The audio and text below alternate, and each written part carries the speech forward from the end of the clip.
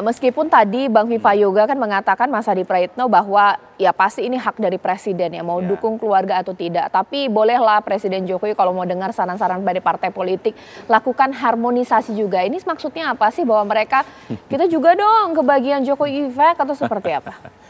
Ya, saya kira memang tentu publik berharap Pak Jokowi itu memang menjaga posisinya yang saat ini diharapkan netral dalam pilkada ya. Karena memang Pak Jokowi ini tentu di masa akhir kekuasaan politiknya tak lagi dikait-kaitkan dengan salah satu partai politik tertentu. Kalaupun toh mau ikut kampanye menurut saya setelah tanggal 20 Oktober. Toh pilkada itu nanti di bulan November ya. Ada sekitar waktu kurang lebih sebulan yang saya kira bisa dimaksimalkan oleh Jokowi untuk membantu siapa saja tentu sesuai dengan selera politiknya.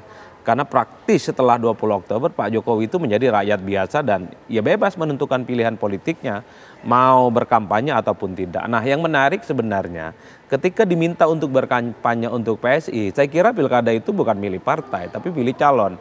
Per hari ini misalnya kita tidak pernah tahu apakah ada kader-kader PSI yang akan maju di pilkada tertentu. Even di Jakarta sekalipun saya masih belum mendengar nama ada kader PSI yang kemudian akan bertarung ya. Justru yang muncul itu nama Ridwan Kamil, Eko Patrio, Anies Baswedan, Ahok, ada Risma. Belum muncul nama-nama yang itu dilahirkan dari kader-kader PKI. Memang sayup-sayup terdengar misalnya ada nama Kaisang coba untuk dimajukan di Jakarta. Pertanyaannya adalah adakah partai politik yang tertarik untuk mengusung Kaisang sebagai calon gubernur di Jakarta? Per hari ini nggak muncul. Ini yang saya kira memang orang bertanya-tanya, berkampanye untuk konteks apa. Nah yang kedua, kenapa saya tadi bicara tentang bahwa Pak Jokowi mau berkampanye untuk PSI ataupun tidak. Kenapa publik saya sebut tidak terlampau peduli? Karena distribusi dan sebaran perhatian publik ini tidak hanya mengarah kepada salah satu wilayah. Ada sekitar 541 pilkada serentak di seluruh Indonesia. Jadi ini yang saya kira membuat bagaimana konsentrasi orang tidak akan hanya mengarah kepada siapapun nanti berkampanye untuk memenangkan salah satu calon. Ya. Inilah yang kemudian membuat menurut saya sekalipun Pak Jokowi misalnya dinilai punya intensi condong kepada salah satu kandidat, publik juga tidak terlampau melihat ini sebagai sesuatu hal yang serius. Karena di kampung saya misalnya di Sumeneb berpikir bagaimana bupati di Sumeneb itu dimenangkan oleh partai-partai. Di Tangsel, di Banten, di Jawa Barat, di Jawa Tengah, orang fokusnya itu terbelah dan tidak hanya misalnya melihat di mana calon PSI yang kemudian didukung oleh presiden itu kemudian akan menjadi perhatian serius. Rasa-rasanya tidak. Kecuali Pilpres. Kenapa Pilpres ramai? Karena kandidatnya cuma 3. Fokus orang hanya mengarah kepada kira-kira siapa yang dinilai punya vote getter dan pengaruh besar untuk memenangkan pertarungan itu, termasuk presiden yang selalu dikait-kaitkan. Oleh karena itu, tapi kalau saya membaca suasana hatinya Bang Viva Yoga, bicara soal harmonisasi tentu diharapkan Pak Jokowi itu memberikan faedah kepada partai-partai lain yang dari awal sudah tegak lurus mendukung Pak Jokowi. Kalau dukung PSI jangan lupa dukung juga PAN. Kalau dukung PSI jangan lupa partai-partai yang lain seperti Golkar, seperti Demokrat, mungkin juga Gerindra mendapatkan expose dan juga mendapatkan dukungan. Bagaimana calon-calon yang diusung oleh setiap partai ini mendapatkan support dan bisa memenangkan dalam pertarungan. Apakah itu yang benar? disebut begitu. Ya. Apakah benar begitu, Bang Viva Yoga? Saya menilai bahwa pilkada ini orientasi untuk meraih nilai elektoral itu lebih banyak kepada tokoh-tokoh lokal, Caca. Karena ini skupnya kecil per daerah, tentu masing-masing daerah memiliki tokoh-tokoh lokal yang berbeda.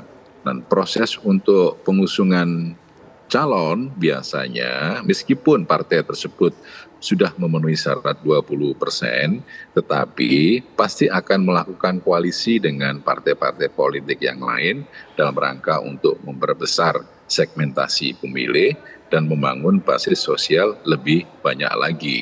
Oleh karena itu, dalam setiap pilkada lebih banyak pada orientasi pasangan calon daripada partai politik. Karena ini menyangkut soal orientasi pasangan calon, maka yang menentukan itu adalah seberapa besar strategi pemenangan pemilu, seberapa kuat pasangan calon ini mampu untuk menjadi top of mind dari calon pemilih itu, dan proses-proses kampanye itu bisa mempengaruhi opini publik terhadap masyarakat pemilih. Jadi kalau kemudian beberapa tokoh nasional seperti Pak Presiden, kemudian tokoh-tokoh nasional yang lain, itu juga mungkin ada nilai elektoralnya, tetapi yang sangat berperan besar itu adalah figur-figur pasangan calon gubernur, bupati, wali kota yang tentu didukung oleh tokoh-tokoh lokal di daerah masing-masing. Itu akan memberikan efektoral yang lebih luas, lebih besar daripada kemudian hanya mengandalkan satu atau dua figur nasional. Yang ketiga adalah soal jaringan kekuatan dalam mengakses potensi suara berdasarkan kepada segmentasi pemilih. Dan kalau kemudian strategi ini dijalankan, saya rasa proses untuk koalisi partai politik itu tidak lagi berkiblat kepada berapa jumlah partai politik, apa partai politik, tapi lebih mengarah kepada performance dari figur pasangan calon itu untuk dipilih oleh masyarakat. Oke, PAN sendiri Bang Vivayoga sudah ada apa ya, ancar-ancar mau koalisi dengan partai apa? Apakah jangan-jangan partai yang didukung Pak Jokowi sudah pasti PAN akan berkoalisi dengan partai tersebut?